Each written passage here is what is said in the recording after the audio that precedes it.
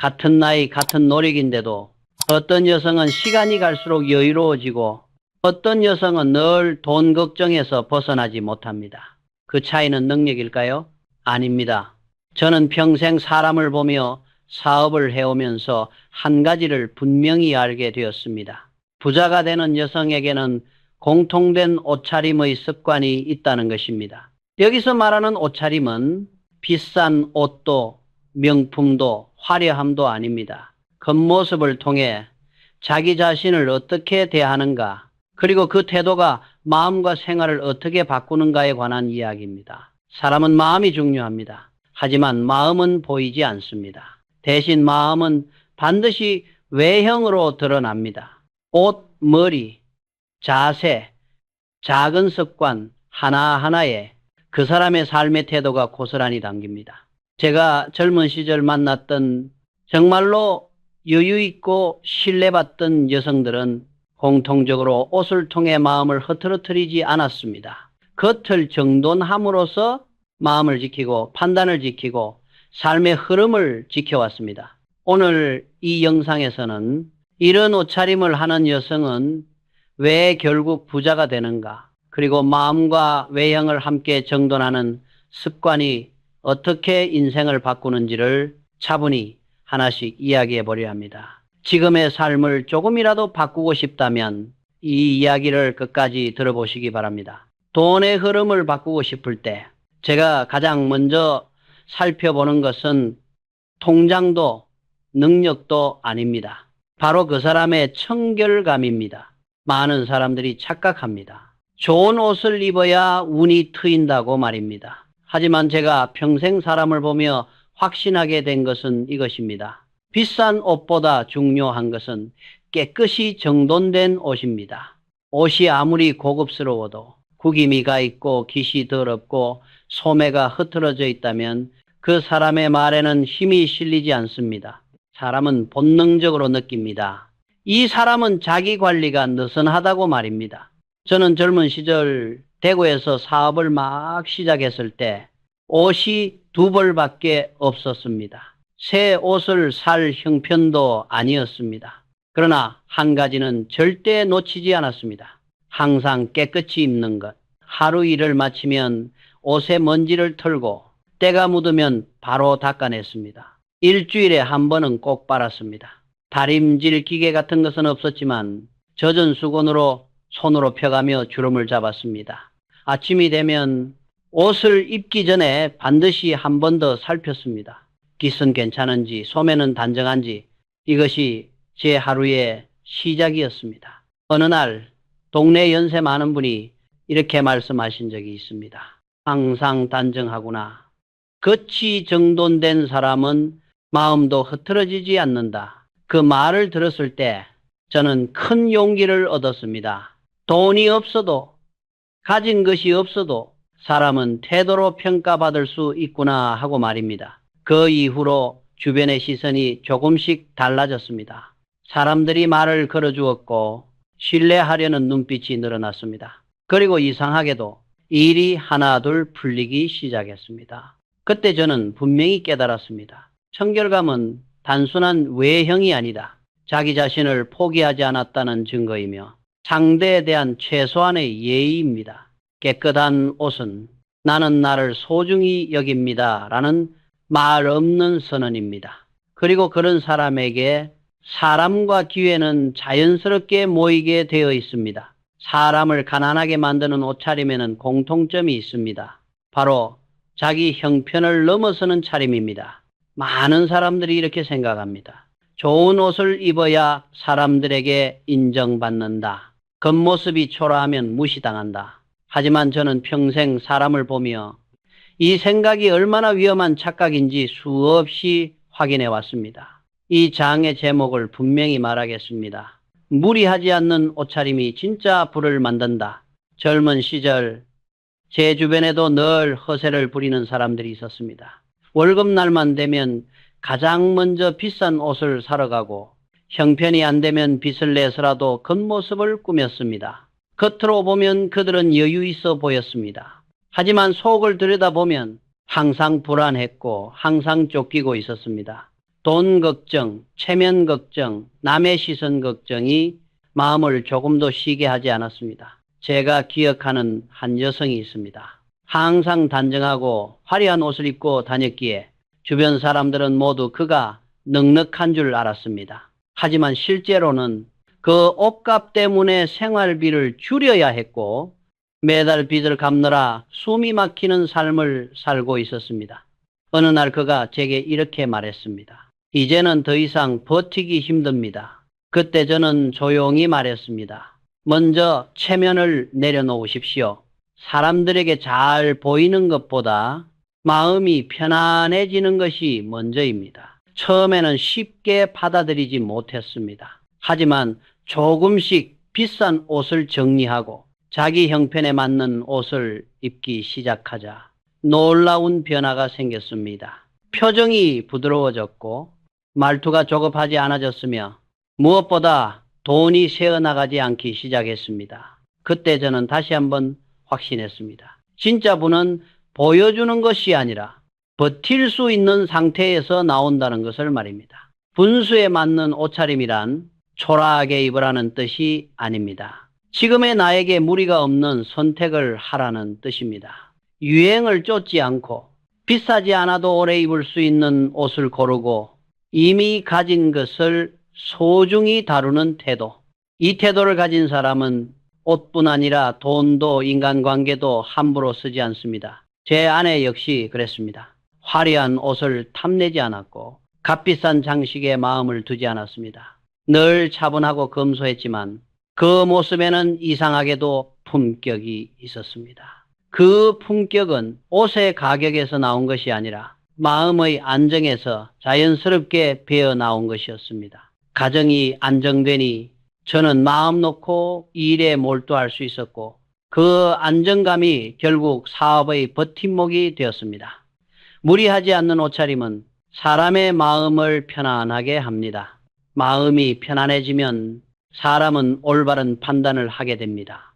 그리고 올바른 판단은 조용히 그러나 분명하게 삶을 풍요로운 방향으로 이끌어갑니다. 사람의 판단이 흐려질 때에는 대부분 마음이 급해져 있을 때입니다. 그리고 그 급함은 생각보다 자주 몸의 불편함에서 시작됩니다. 그래서 이 장의 핵심을 분명히 말씀드리겠습니다. 여유 있는 옷은 마음의 여유를 만든다.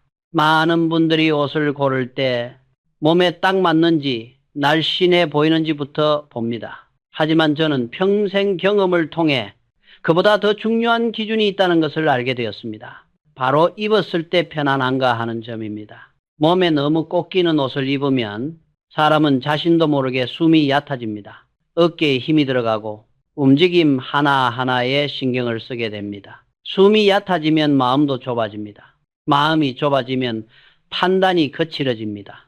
그리고 판단이 거칠어질수록 쓸 필요 없는 곳에 돈을 쓰게 됩니다. 이것은 제가 수많은 사람을 보며 반복해서 확인한 사실입니다. 젊은 시절 항상 몸에 딱 붙는 옷을 입고 늘 긴장한 표정으로 움직이던 여성이 있었습니다. 옷이 흐트러질까 늘 신경을 쓰다 보니 자세도 굳어 있었고 말투도 어딘가 급했습니다. 어느 날 제가 조심스럽게 말했습니다. 조금 더 편한 옷을 입어보는 건 어떻겠습니까? 처음에는 망설였지만 몸에 여유가 있는 옷으로 바꾼 뒤 그 사람은 스스로도 놀랄 만큼 달라졌다고 했습니다. 숨이 편해지고 표정이 부드러워지고 사람들과의 대화도 자연스러워졌습니다. 무엇보다 달라진 점은 쓸데없는 소비가 줄었다는 것이었습니다. 여기서 오해하지 마셔야 할 것이 있습니다. 여유 있는 옷이란 헐렁하고 흐트러진 옷을 말하는 것이 아닙니다. 몸을 조이지 않으면서도 단정하게 떨어지는 옷을 뜻합니다. 움직일 때 불편하지 않고 의식하지 않아도 자연스럽게 행동할 수 있는 옷, 그런 옷은 사람을 조용히 안정시킵니다. 소재 또한 중요합니다. 거칠고 뻣뻣한 옷은 오래 입을수록 피로를 쌓습니다. 피로가 쌓이면 마음도 거칠어집니다. 마음이 거칠어지면 판단이 흔들립니다. 반대로 부드럽고 몸에 무리가 없는 옷은 하루를 차분하게 이끌어줍니다. 색 또한 마찬가지입니다. 너무 강한 색보다 눈과 마음을 편안하게 하는 색은 주변 사람들에게도 안정감을 줍니다. 사람이 다가오기 쉬워지고 관계가 부드러워집니다. 이 모든 변화는 겉으로 보기에는 아주 사소한 차이입니다. 하지만 그 사소함이 쌓이면 삶의 리듬이 달라집니다. 여유 있는 옷을 입는 사람은 삶에도 여유를 남겨둡니다. 서두르지 않고 비교하지 않고 흔들리지 않습니다. 그리고 그런 사람의 삶은 조용히 그러나 분명하게 안정된 방향으로 흘러가게 되어 있습니다. 사람의 삶을 가장 솔직하게 드러내는 물건이 무엇이냐고 묻는다면 저는 망설임 없이 이렇게 말합니다. 구두와 가방입니다. 그래서 이 장의 제목을 분명히 하겠습니다. 정성껏 다룬 구두와 가방은 운을 깨끗하게 한다. 구두는 그 사람이 걸어온 길을 보여주고 가방은 그 사람이 무엇을 담고 살아가는지를 보여줍니다. 이 두 가지에는 그 사람의 태도와 생활이 고스란히 배어 있습니다. 젊은 시절 저는 구두를 한 켤레밖에 가지지 못했습니다. 새 구두를 살 여유는 없었지만 그 한 켤레만큼은 절대로 함부로 다루지 않았습니다. 아침마다 먼지를 털고 흙이 묻으면 바로 닦아냈습니다. 굽이 다르면 손질해서 다시 신었습니다. 누가 보지 않아도 항상 깨끗하게 유지하려 애썼습니다. 어느 날 동네 어른 한 분이 제 구두를 보며 이렇게 말씀하셨습니다. 구두를 소중히 여기는 사람은 자기 인생도 소중히 여긴다. 그 말은 제 마음에 오래 남았습니다. 구두를 닦는 일은 단순한 습관이 아니라 자기 삶을 정돈하는 태도라는 것을 깨달았기 때문입니다. 제가 오랜 세월 사람을 보며 느낀 점이 있습니다. 구두가 늘 깨끗한 사람은 작은 일에도 신경을 씁니다. 약속을 가볍게 여기지 않고 말과 행동이 일치하는 경우가 많습니다. 반대로 구두가 늘 지저분한 사람은 생활 전반이 흐트러져 있는 경우가 많았습니다. 한 번은 늘 돈이 없다고 말하던 여성이 있었습니다. 하지만 그분의 구두는 늘 닳고 더러워져 있었습니다. 저는 조용히 말했습니다. 새 구두를 살 필요는 없습니다. 지금 신는 구두를 매일 닦아 보십시오. 그분은 반신반의했지만 구두를 닦는 습관을 들이기 시작했습니다. 그러자 마음이 차분해졌고 불필요한 지출이 줄었다고 했습니다. 조금씩이지만 돈이 모이기 시작했다는 말도 덧붙였습니다. 다음은 가방입니다. 가방은 단순한 소지품이 아닙니다. 돈과 중요한 물건을 담는 마음의 그릇입니다. 저는 젊은 시절부터 가방을 바닥에 두지 않는 습관을 지켜왔습니다. 집에 돌아오면 반드시 선반에 올려두고 밖에서도 가능한 한 깨끗한 자리에 두었습니다. 가방 속도 마찬가지입니다. 안이 어지러우면 마음도 어지러워집니다.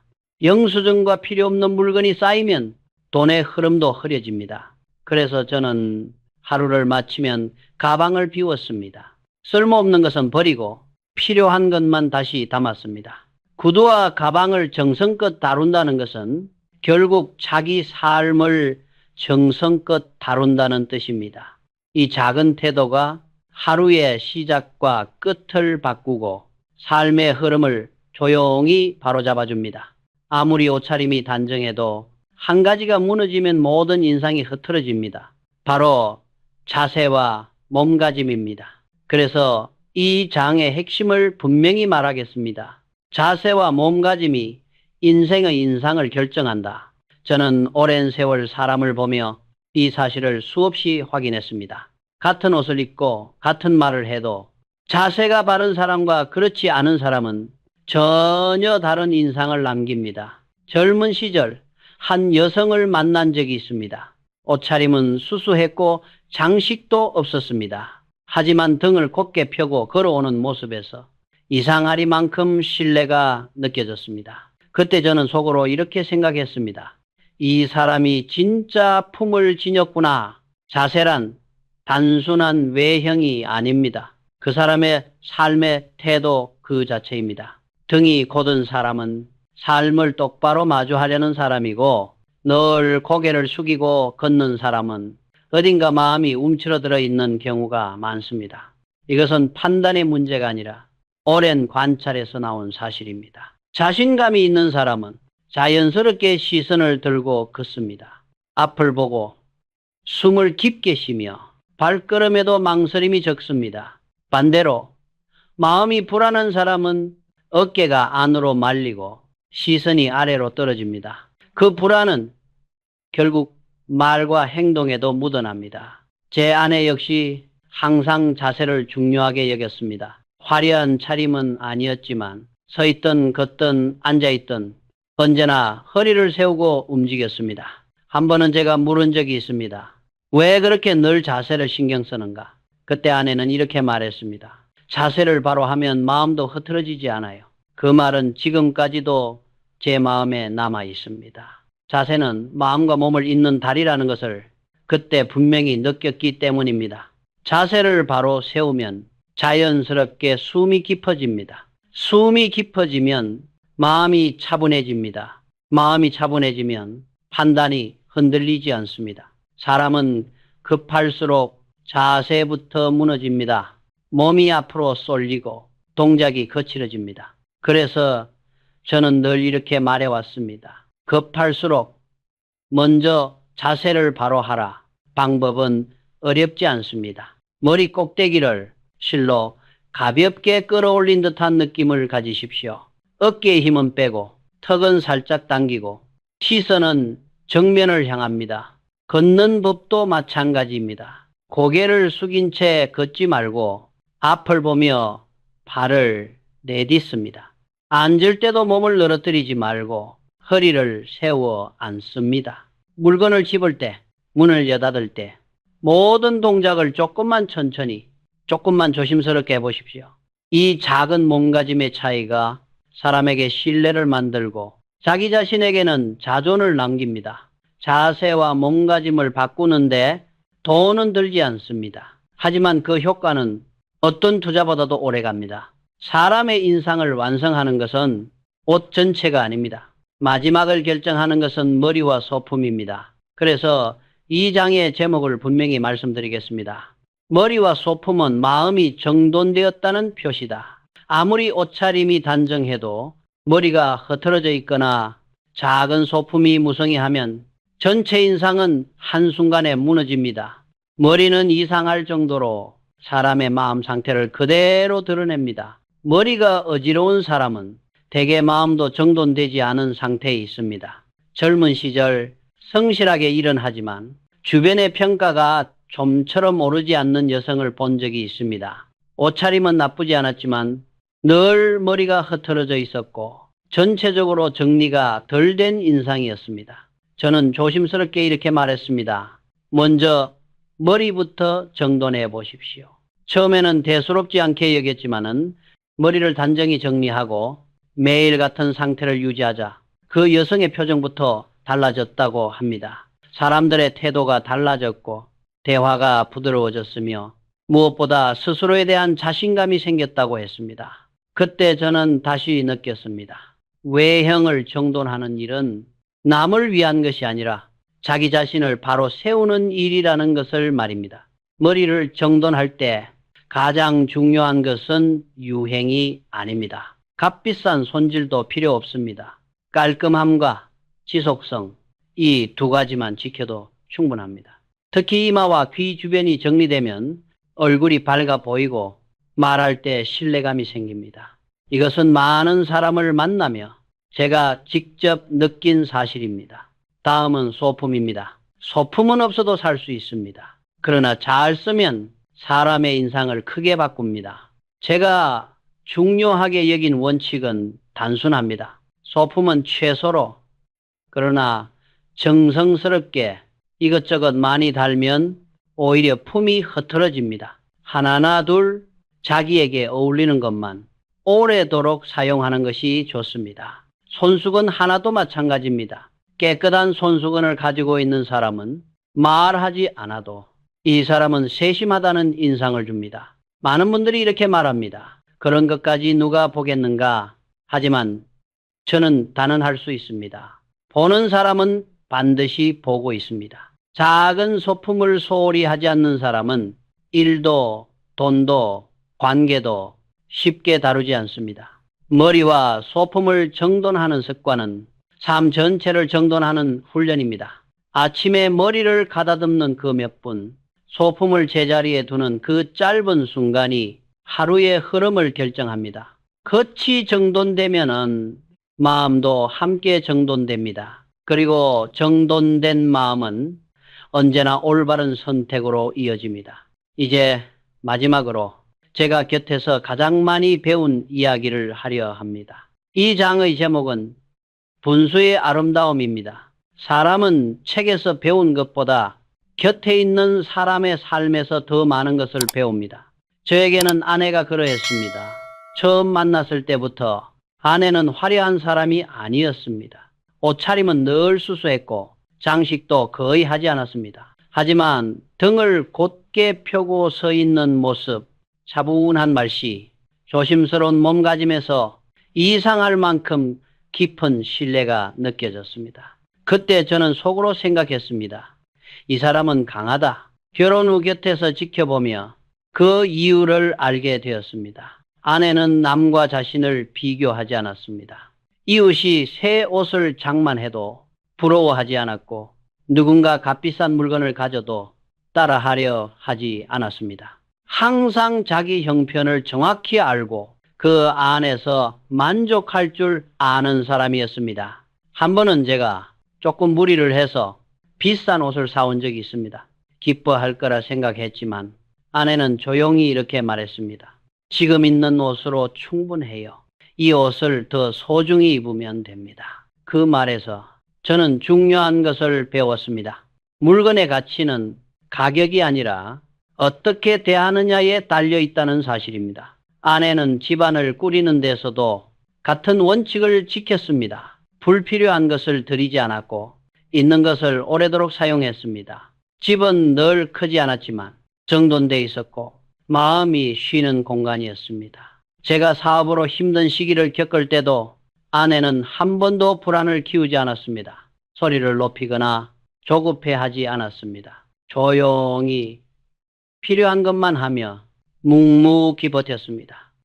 그 조용한 강함이 저를 지탱해 주었습니다. 아내의 옷차림에서도 그 태도는 그대로 드러났습니다. 튀는 색을 고르지 않고 늘 차분한 색을 선택했습니다. 겉으로는 수수했지만 그 차분함이 사람을 편안하게 만들었습니다. 저는 오랜 세월을 지나며 확신하게 되었습니다.